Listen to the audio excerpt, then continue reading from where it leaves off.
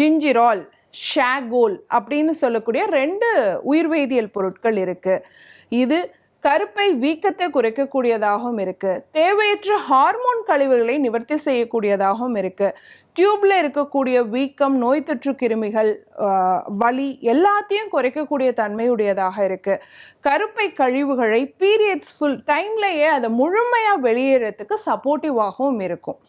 இஞ்சியை நம்ம ஆல்ரெடி சொல்லியிருக்கோம். ஒரு 5 ml இஞ்சி சாறு எடுத்து ஒரு 10 ml தேனோட கலந்து பீரியட்ஸ் டைம் காலையில் எம்டி ஸ்டொமக்கில் எடுத்துட்டு வந்தாலே போதுமானது. நம்ம கருப்பையில் இருக்கக்கூடிய அந்த வீக்கம் நல்லா குறையறதுக்கு வாய்ப்பு இருக்கு. அதே சமயம் ஹார்மோன் கழிவுகளும் முழுமையாக நிவர்த்தி ஆகிறதுக்கான வாய்ப்பு இருக்கு. ஸோ அடுத்து பார்த்தோம்னா சோற்று கற்றாழை. சோற்று கற்றாழையில் நிறைய ஆந்த்ரோக்வினோன்ஸ் அப்படிங்கிற சத்துப்பொருள் இருக்கு. பாலிஃபினால்ஸ் நிறைய இருக்கு. அது என்ன பண்ணுதுன்னா பீரியட்ஸ் டைமில் நமக்கு வரக்கூடிய அதிகப்படியான வலிக்கு காரணமாக இருக்கக்கூடிய ப்ரோஸ்டோகிளாண்டின் அப்படிங்கிற சுரப்பை குறைக்கக்கூடியதாக இருக்குது. ஸோ ஆல்ரெடி நமக்கு தெரியும் சோற்று கற்றாழை ஒரு ஈஸ்ட்ரோஜெனிக் ப்ராப்பர்ட்டி அப்படிங்கிறத தாண்டி ஈஸ்ட்ரோஜன், ப்ரொஜெஸ்ட்ரான் இந்த ஹார்மோன்களை சீர் செய்யக்கூடிய தன்மை உடையதாக இருக்கிறது இந்த சோற்று கற்றாழை.